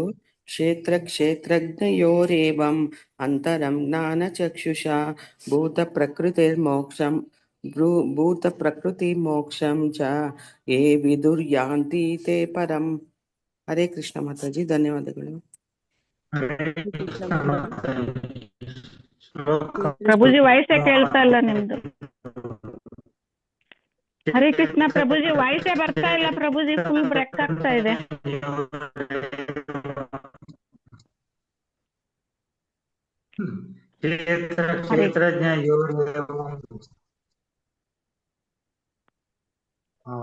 ಬೇಡ ಮಾತಾಜಿ, ಬರ್ತಾ ಇಲ್ಲ ಪ್ರಭುಜಿ. ಹರೇ ಕೃಷ್ಣ. ಮಾತಾಜಿ ಹೇಳಿ. ಹಾ ಮಾತಾಜಿ.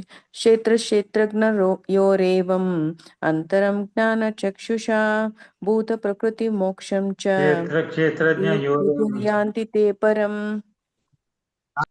ಹರೇ ಕೃಷ್ಣ ಮಾತಾಜಿ. ಹೇಳಿ ಮಾತಾಜಿ. ಕ್ಷೇತ್ರಜ್ಞಯೋರೇವಂ ಅಂತರಂ ಜ್ಞಾನ ಚಕ್ಷುಷಾ ಭೂತ ಪ್ರಕೃತಿ ಮೋಕ್ಷಂ ಚ ಯೇ ವಿದುರ್ಯಾಂತಿ ತೇ ಪರಂ. ಹರೇ ಕೃಷ್ಣ ಮಾತಾಜಿ, ಧನ್ಯವಾದಗಳು. ಹರೇ ಕೃಷ್ಣ ಮಾತಾಜಿ. ಆಯ್ತು. ಹರೇ ಕೃಷ್ಣ. ಓಕೆ, ಸೊ ಇಲ್ಲಿಗೆ 15ನೇ ಅಧ್ಯಾಯ ಮುಕ್ತಾಯ ಆಯ್ತು. 13ನೇ ಅಧ್ಯಾಯ ಮುಕ್ತಾಯ ಆಯ್ತು. ಓಂ ತತ್ಸತ್ ಇತಿ ಶ್ರೀಮದ್ ಭಗವದ್ಗೀತಾಸು ಉಪನಿಷತ್ಸು ಬ್ರಹ್ಮ ವಿದ್ಯಾಯಾಂ ಯೋಗಶಾಸ್ತ್ರೇ ಶ್ರೀಕೃಷ್ಣಾರ್ಜುನ ಸಂವಾದೇ ಕ್ಷೇತ್ರಜ್ಞ ವಿಭಾಗ ಯೋಗೋ ನಾಮ 13ೋऽಧ್ಯಾಯಃ.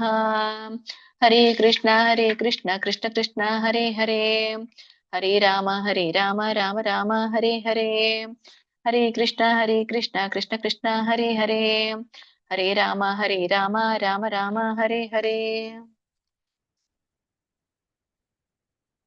ಹರೇ ಕೃಷ್ಣ. ಸೊ ಮುಂದಿನ ಒಂದು 14ನೇ ಅಧ್ಯಾಯಕ್ಕೆ ಹೋಗೋಣ ಅನ್ಕೊಳ್ತೇನೆ.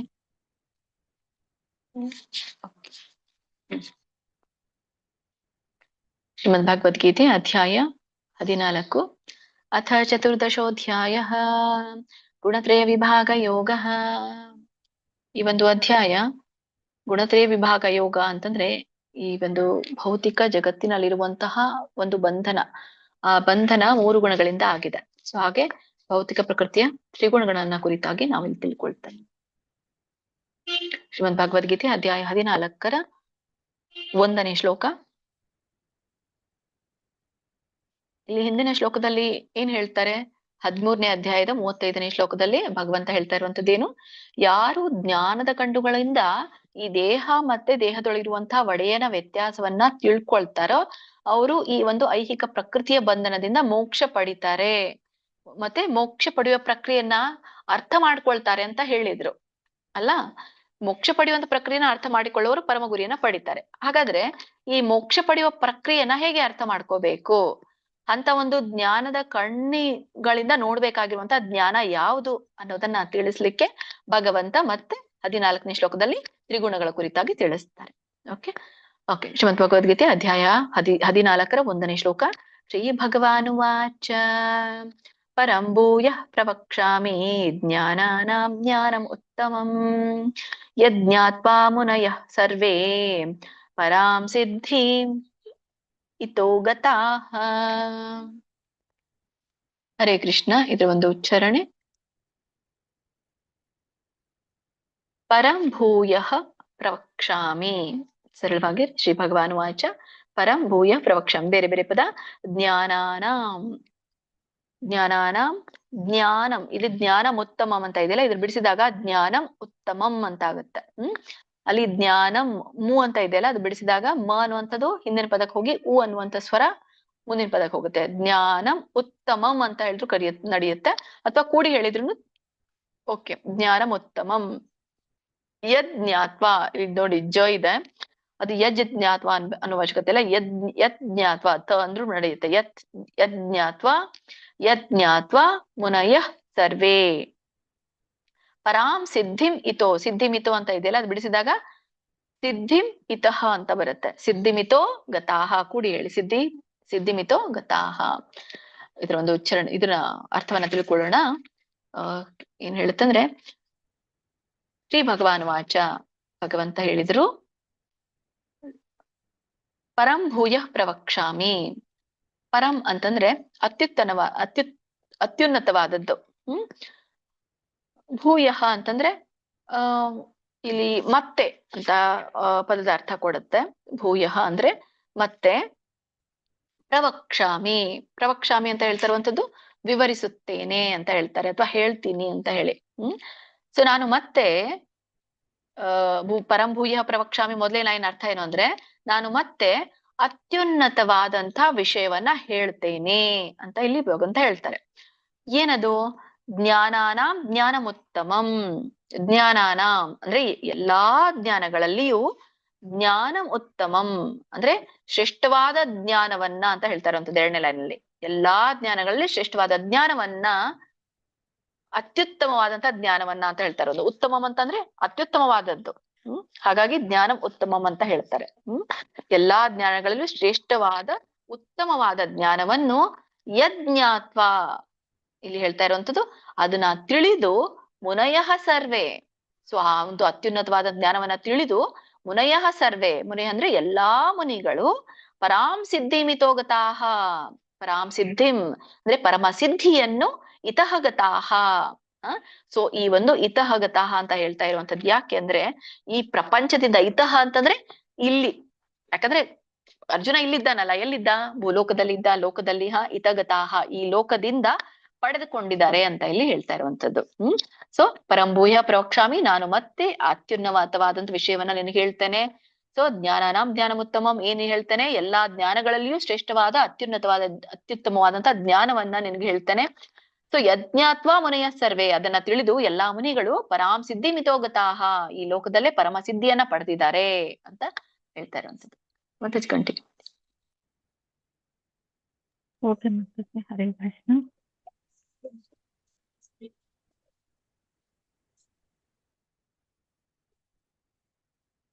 ಗೀತಾ ಕೊಡೇಕಲ್ ಮಾತಾಜಿ, ಹರಣಿ ಮಾತಾಜಿ, ಗೀತಾ ಎಂ ಮಾತಾಜಿ, ನೀವು ಅನ್ಮ್ಯೂಟ್ ಮಾಡ್ಕೊಂಡಿದ್ರೆ ಮೇಲೆ ಹೋಗಿದ್ದೀರ ನೋಡಿ. ಹರಣಿ ಮಾತಾಜಿ. ಹರೇ ಕೃಷ್ಣ. ಹರೇ ಕೃಷ್ಣ ಮಾತಾಜಿ. ಶ್ರೀ ಭಗವಾನುವಾಚ ಪರಂ ಭೂಯ ಪ್ರವಕ್ಷ್ಯಾಮಿ ಜ್ಞಾನಾನಂ ಜ್ಞಾನಮುತ್ತಮಂ ಯಜ್ಞಾತ್ವಾ ಮುನಯಃ ಸರ್ವೇ ಪರಾಂ ಸಿದ್ಧಿಮಿತೋ ಗತಾಃ. ಹರೇ ಕೃಷ್ಣ ಮಾತಾಜಿ. ಶ್ಲೋಕ 1. ಶ್ರೀ ಭಗವಾನುವಾಚ परं भूयः प्रवक्ष्यामि ज्ञानानां ज्ञानमुत्तमं यज्ञात्वा मुनयः सर्वे परां सिद्धिमितो गताः। हरे कृष्ण माताजी, ಧನ್ಯವಾದ. ಅರಣ್ಯಕಚೇರಿ ಮಾತಾಜಿ. ಹರೇ ಶ್ಲೋಕ ಕೃಷ್ಣ. 1. ಹರೇ ಕೃಷ್ಣ. ಶ್ಲೋಕ 1.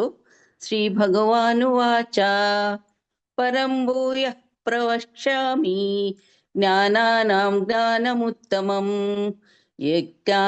ಯಜ್ಞಾತ್ವಾ ಮುನಯಃ ಸರ್ವೇ ಪರಾಂ ಸಿದ್ಧಿಮಿತೋ ಗತಾಃ. ಹರೇ ಕೃಷ್ಣ ಮಾತಾಜಿ, ಧನ್ಯವಾದಗಳು. ಹರೇ ಕೃಷ್ಣ ಮಾತಾಜಿ. ಆಯ್ತು.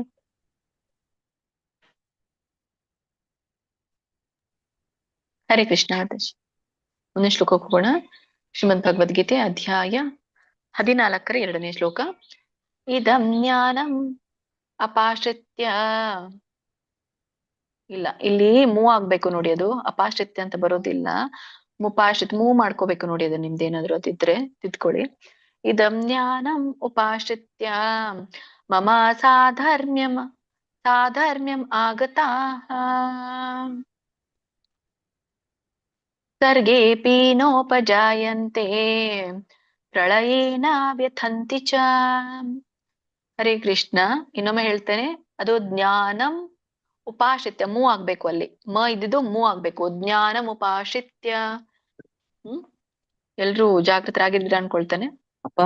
ಇದ್ದಂ ಜ್ಞಾನಂ ಉಪಾಶ್ರಿತ್ಯ. ಜ್ಞಾನಂ ಉಪಾಶ್ರಿತ್ಯ ಬಿಡಿಸಿದಾಗ ಜ್ಞಾನಂ ಉಪಾಶ್ರಿತ್ಯ ಅಂತ ಆಗುತ್ತೆ. ಮಮ ಸಾಧರ್ಮ್ಯಂ ಆಗತಾಹ ಬಿಡಿಸಿದಾಗ ಈ ಒಂದು ಮಮ ಒಂದು ಸಾಧರ್ಮ್ಯಂ ಆಗತಾಹ.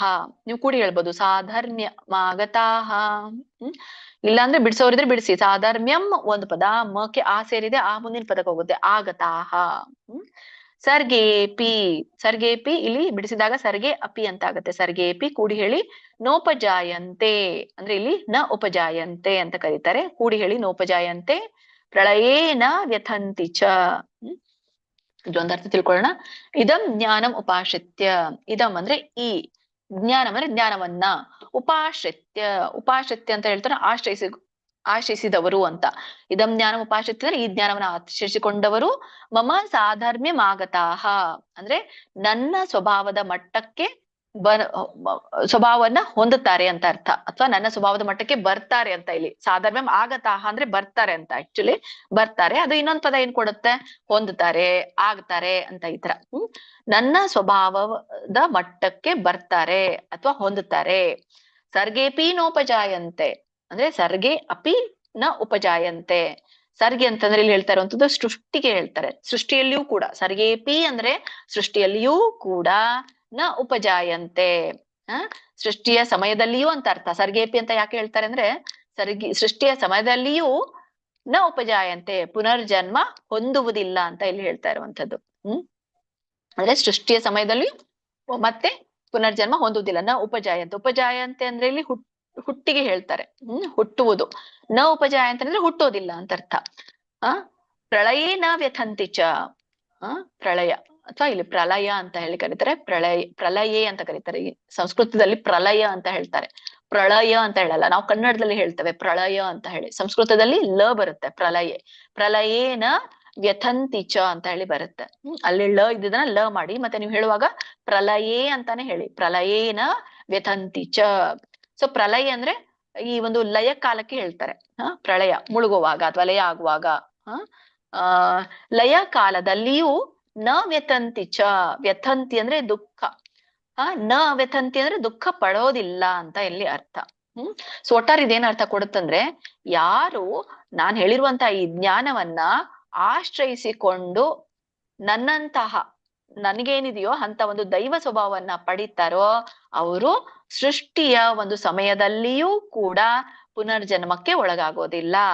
ಅಷ್ಟೇ ಅಲ್ಲದೆ ಯಾವಾಗ ಮತ್ತೆ ಈ ಸೃಷ್ಟಿ ಅಲ್ಲದೆ ಯಾವಾಗ ಪ್ರಳಯ ಕಾಲ ಆಗುತ್ತೋ ಆ ಪ್ರಳಯ ಕಾಲದಲ್ಲಿಯೂ ಕೂಡ ಅವರು ದುಃಖವನ್ನ ಪಡೋದಿಲ್ಲ ಅಂತ ಹೇಳ್ತಾರೆ. ಕಂಟಿನ್ಯೂ ಮಾಡಿ. ಓಕೆ ಮಾತಾಜಿ. ಹರೇ ಕೃಷ್ಣ. ಅನಂತ್ ಕುಲಕರ್ಣಿ ಪ್ರಭುಜಿ, ರಾಜೇಶ್ವರಿ ಮಾತಾಜಿ, ಕಾಂತಮಣಿ ಮಾತಾಜಿ ಹೇಳಿ. ಹರೇ ಕೃಷ್ಣ. ಹರೇ ಕೃಷ್ಣ ಮಾತಾಜಿ. ಶ್ಲೋಕ 2. ಇದಂ ಜ್ಞಾನಮುಪಾಶ್ರಿತ್ಯ साधर्म्यमागतः सर्वे सर्गेऽपि मनोपजायन्ते प्रलये न व्यथन्ति च।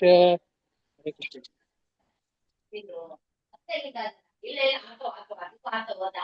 ರಾಜೇಶ್ವರಿ ಮಾತಾಡಿ. ಹರೇ ಕೃಷ್ಣ. ಹರೇ ಕೃಷ್ಣ ಮಾತಾಜಿ.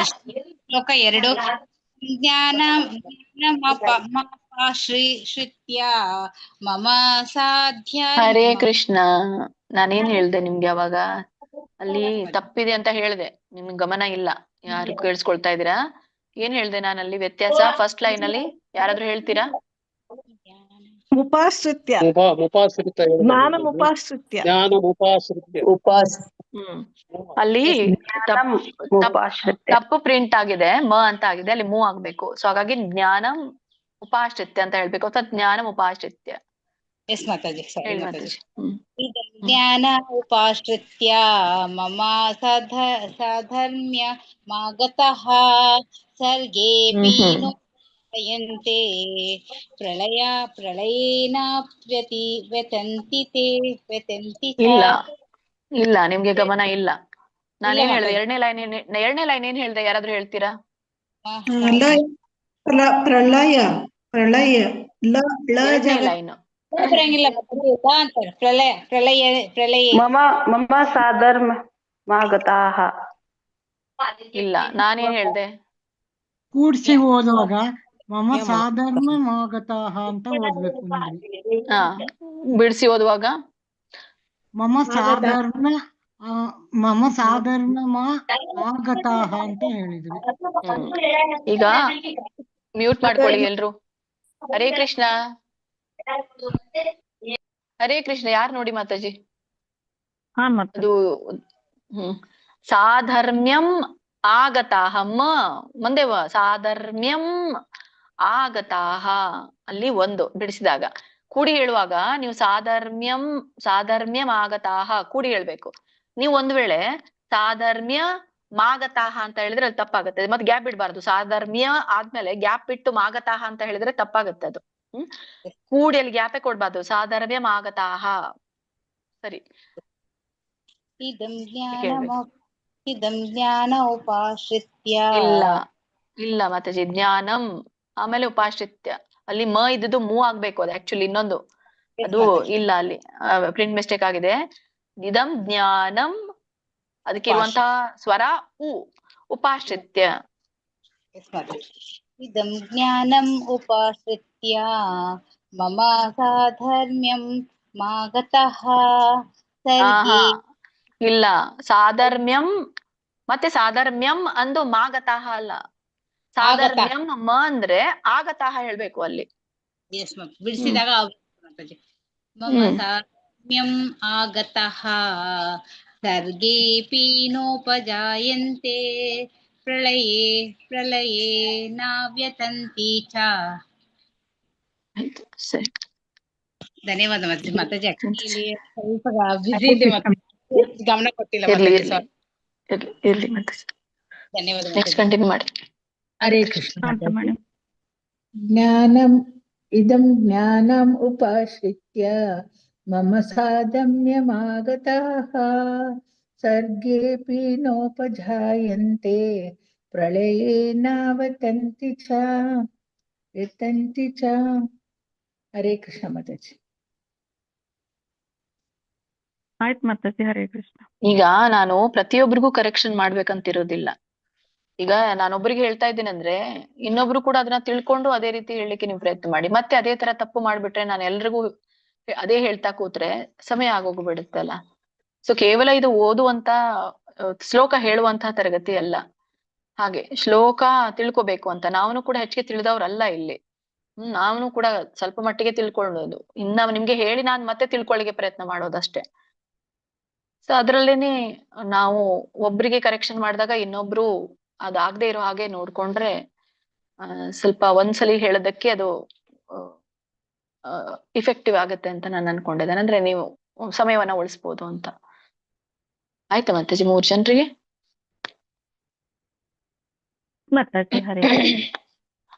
ಮುಂದಿನ ಶ್ಲೋಕ ಹೋಗೋಣ.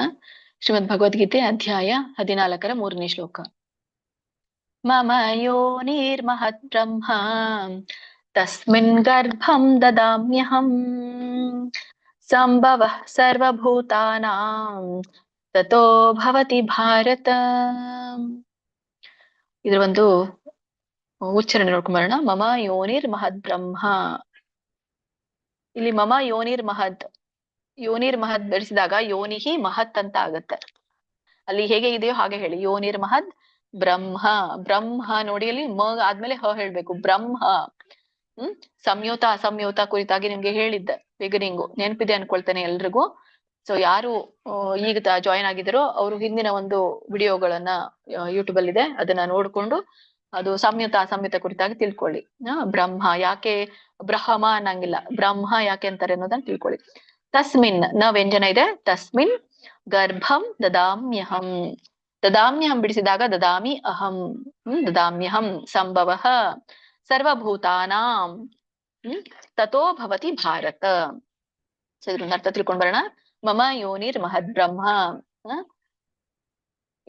ಇಲ್ಲಿ ಹೇಳ್ತಾ ಇರೋದೇನು ಅಂದ್ರೆ, ಈ ಮಮ ಮಮ ಅಂದ್ರೆ ನನ್ನ, ಯೋನಿಹಿ ಅಂತ ಇಲ್ಲಿ ಹೇಳ್ತಾ ಇರುವಂತದ್ದು ಒಂದು ಜನ್ಮದ ಮೂಲಕ್ಕೆ ಯೋನಿಹಿ ಅಂತ ಹೇಳ್ತಾರೆ. ಅಂದ್ರೆ ನನ್ನ ಗರ್ಭವಾಗಿರುವಂಥದ್ದು ಅಂತ ಇಲ್ಲಿ ಭಗವಂತ ಹೇಳ್ತಾ ಇರುವಂತದ್ದು. ಸೊ ಅದೇನು ಮಹತ್ ಬ್ರಹ್ಮವೇ ನನ್ನ ಗರ್ಭವಾಗಿದೆ ಅಂತ ಇಲ್ಲಿ ಹೇಳ್ತಾನೆ. ಅಂದ್ರೆ ಮಹತ್ತತ್ವ ಏನಿದೆಯೋ ಅದು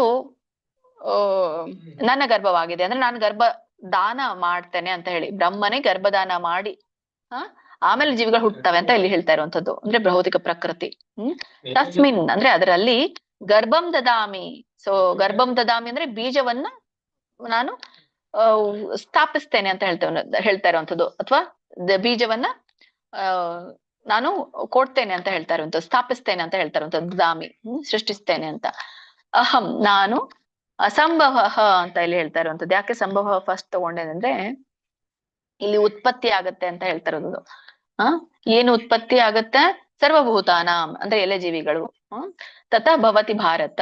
ಸೊ ಹೀಗೆ ಎಲ್ಲ ಜೀವಿಗಳು ಅದರಿಂದ ಆಗತ್ತೆ ಅಂತ ಇಲ್ಲಿ ಹೇಳ್ತಾ ಇರುವಂತದ್ದು. ಆತ್ಮ ಅಲ್ಲ, ದೇಹಕ್ಕೆ ಹೇಳ್ತಾ ಇರುವಂತದ್ದು. ಸೊ ಒಟ್ಟಾರೆ ಏನು ಹೇಳ್ತಾರೆ ಅಂದ್ರೆ, ಮಮ ಯೋನಿರ್ ಮಹದ್ ಬ್ರಹ್ಮ. ಇಲ್ಲಿ ಮಹದ್ ಬ್ರಹ್ಮವೇ ನನ್ನ ಗರ್ಭವಾಗಿದೆ. ತಸ್ಮಿನ್ ಗರ್ಭಂ ದದಾಮ್ಯಹಂ. ಸೊ ಅದ್ರೊಳಗೆ ನಾನು ಬೀಜವನ್ನ ಪ್ರದಾನ ಮಾಡ್ತೇನೆ ಅಥವಾ ಬೀಜವನ್ನ ಸ್ಥಾಪಿಸ್ತೇನೆ. ಮಹದ್ ಬ್ರಹ್ಮವೇ ನನ್ನ ಗರ್ಭ, ಆ ಗರ್ಭ ಒಳಗೆ ನಾನು ಬೀಜ ಸ್ಥಾಪಿಸ್ತೇನೆ ಅಂತ ಹೇಳ್ತಾ ಇರುವಂತದ್ದು. ಸಂಭವ ಸರ್ವಭೂತಾನಾಂ. ಸೊ ಹೀಗೆ ಏನಾಗತ್ತೆ, ನಾನು ಬೀಜವನ್ನ ಸ್ಥಾಪಿಸಿದಾಗ ಅಲ್ಲಿ ಎಲ್ಲಾ ಜೀವಿಗಳ ಉತ್ಪತ್ತಿ ಆಗತ್ತೆ. ಸರ್ವಭೂತಾನಾಂ.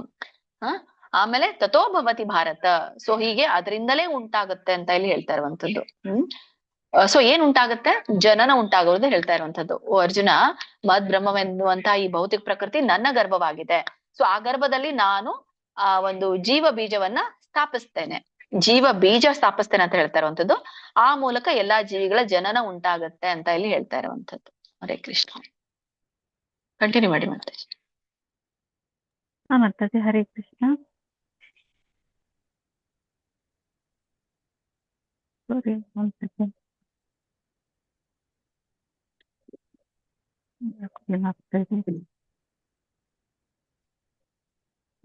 ಲಕ್ಷ್ಮೀ ಪ್ರಿಯ ಮಾತಾಜಿ, ಲಲಿತಾ ಪೂಜಾರಿ ಮಾತಾಜಿ, ಲೋಕಜೀವನಿ ಮಾತಾಜಿ ಹರೇ ಕೃಷ್ಣ ಹೇಳಿ. ಹರೇ ಕೃಷ್ಣ ಮಾತಾಜಿ. ಶ್ಲೋಕ 3.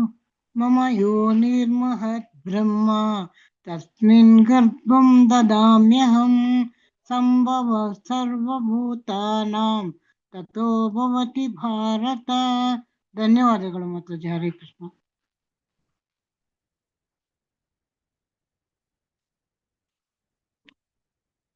ಹರೇ ಕೃಷ್ಣ ಮಾತಾಜಿ. ಶ್ಲೋಕ 3. ಮಮ ಯೋನಿರ್ ಮಹತ್ ಬ್ರಹ್ಮ ತಸ್ಮಿನ್ ಗರ್ಭಂ ದದಾಮ್ಯಹಂ ಸಂಭವ ಸರ್ವಭೂತಾನಾಂ ತಥೋ ಭವತಿ ಭಾರತ. ಹರೇ ಕೃಷ್ಣ ಮಾತಾಜಿ. ಧನ್ಯವಾದಗಳು. ಹರೇ ಕೃಷ್ಣ. ಲಲಿತಾ ಪೂಜಾರಿ ಮಾತಾಜಿ ಹರೇ ಕೃಷ್ಣ ಹೇಳಿ ಬೇಗ. ಲಲಿತಾ ಪೂಜಾರಿ ಮಾತಾಜಿ. ಮಂಜುಳಾ ಏ ಮಾತಾಜಿ ಹೇಳಿ.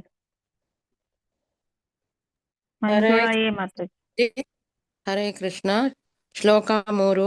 ಮಮ ಯೋನಿರ್ಮಹದ್ ಬ್ರಹ್ಮ ತಸ್ಮಿನ್ ಗರ್ಭಂ ದದಾಮ್ಯಹಂ ಸಂಭವ ಸರ್ವಭೂತಾನಾಂ ತಥೋ ಭವತಿ ಭಾರತ. ಧನ್ಯವಾದಗಳು ಮಾತಾಜಿ. ಹರೇ ಕೃಷ್ಣ ಮಾತಾಜಿ. ಆಯ್ತು. ಹರೇ ಕೃಷ್ಣ ಮಾತಾಜಿ.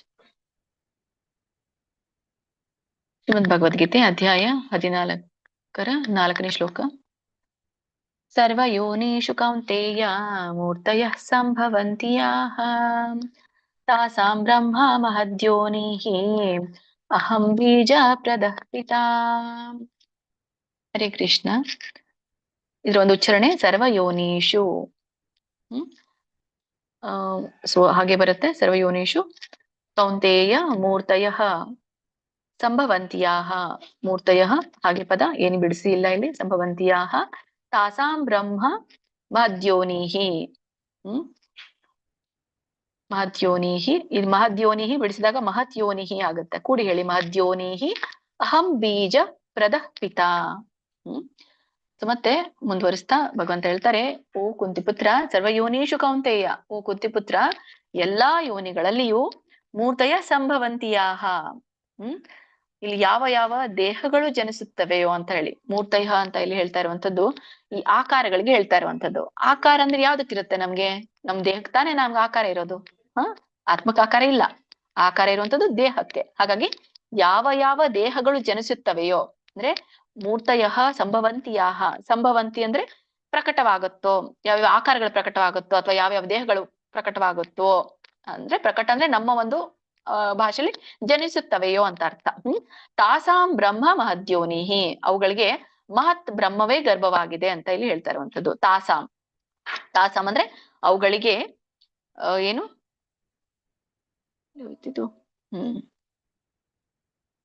ತಾಸಾಂ ಅಂದ್ರೆ ಅವುಗಳಿಗೆ ಮಹತ್ ಬ್ರಹ್ಮವೇ. ಈ ಬ್ರಹ್ಮ ಮಹದ್ಯೋನಿ ಅಂತ ಇಲ್ಲಿ ಹೇಳ್ತಾ ಇದ್ದಾರಲ್ಲ, ಮಹತ್ ಅಂದ್ರೆ ಈ ಮಹತ್ ಯೋನಿ ಅಂತ ಕರೀತಾರೆ ಅದಕ್ಕೆ. ಸೊ ಆ ಮಹತ್ ಯೋನಿ ಅಂದ್ರೆ ಮಹತ್ ಬ್ರಹ್ಮವೇ ಗರ್ಭವಾಗಿದೆ ಅಂತ ಹೇಳಿ ಅವುಗಳಿಗೆಲ್ಲ. ಈ ದೇಹ ಏನ್ ಆಕಾರ ಬರುತ್ತಲ್ಲ ಅದಕ್ಕೆ ಈ ಬ್ರಹ್ಮವೇ ಮಹತ್ ಯೋನಿ ಆಗಿದೆ ಅಥವಾ ಮಹತ್ ಬ್ರಹ್ಮವೇ ಗರ್ಭವಾಗಿದೆ ಅಂತ ಹೇಳ್ತಾ ಇರುವಂತದ್ದು. ಹೀಗೆ ಅಹಂ ಬೀಜ ಪರದ ಪಿತಾಹ, ನಾನು ಬೀಜವನ್ನ ನೀಡುವಂತ ತಂದೆಯಾಗಿದ್ದೇನೆ ಅಂತ ಇಲ್ಲಿ ಹೇಳ್ತಾ ಇರುವಂತದ್ದು. ಸೊ ಬ್ರಹ್ಮ ಅನ್ನುವಂತಹ ಗರ್ಭಕ್ಕೆ ನಾನು ಬೀಜವನ್ನ ಕೊಟ್ಟಾಗ ನಾನು ಏನ್ ಬೀಜ ಕೊಡ್ತೀನೋ ನಾನು ತಂದೆ ಆಗಿದ್ದೇನೆ. ಹಾಗಾಗಿ ಸೊ ಆ ಏನು ಬ್ರಹ್ಮ ಗರ್ಭದಲ್ಲಿ ಬೀಜ ಪ್ರದವಾಗುತ್ತೋ ಅಲ್ಲಿ ವಿವಿಧ ಆಕಾರವಾದಂತಹ ದೇಹಗಳು ಜನಿಸುತ್ತೆ ಅಂತ ಇಲ್ಲಿ ಹೇಳ್ತಾ ಇರುವಂತದ್ದು. ಸೊ ಅರ್ಜುನ ಎಲ್ಲಾ ಏನೇನು ಪ್ರಭೇದಗಳ ಇದೆಯೋ 84 ಲಕ್ಷ ಜೀವರಾಶಿಗಳು ಆ ಯೋನಿಗಳಲ್ಲಿಯೂ ಕೂಡ ಜನಿಸುವ ದೇಹಗಳಿಗೆ ಮಹತ್ ಬ್ರಹ್ಮವೇ ತಾಯಿ ಅಂತ ಹೇಳಿ. ಸೊ ತಾಯಿ ಯಾರು? ಈಗ ನಾವು ಹೇಳ್ತೇವೆ ನಾ ಹೊಟ್ಟೆಯಿಂದ ಹುಟ್ಟಿದ್ದೇನೆ ತಾಯಿ ಅಂತ, ಆದ್ರೆ ಈ ಮಹತ್ ಬ್ರಹ್ಮವೇ ತಾಯಿ ಆಗಿದೆ. ಆ ಮಹತ್ ಬ್ರಹ್ಮಕ್ಕೆ ಒಂದು ಬೀಜ ಬೇಕಲ್ಲ, ಆ ಬೀಜವನ್ನ ಕೊಡುವಂತ ತಂದೆ ನಾನಾಗಿದ್ದೇನೆ ಅಂತ ಇಲ್ಲಿ ಹೇಳ್ತಾ ಇರುವಂತದ್ದು. ಹರೇ ಕೃಷ್ಣ. ಮಾತಾಜಿ ಕಂಟಿನ್ಯೂ ಮಾಡಿ. ಹರೇ ಕೃಷ್ಣ ಮಾತಾಜಿ.